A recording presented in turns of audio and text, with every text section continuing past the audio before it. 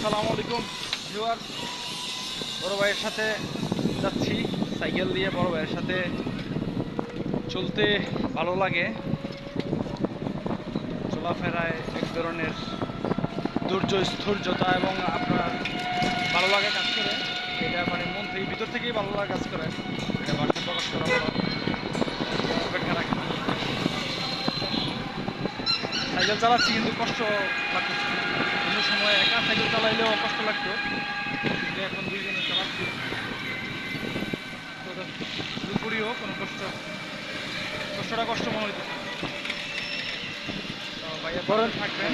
বরং তো বিকেলে আমরা বাড়িতে যাচ্ছি, দুজন মিলে ঘুরছি, অনেক ভালো লাগতেছে।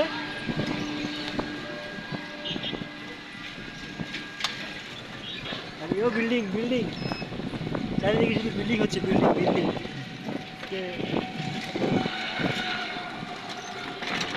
আরে রোজা, যদিও রোজা রাখছি কিন্তু রোজার ক্লান্তি নাই, একেবারে নাই বললেই চলে।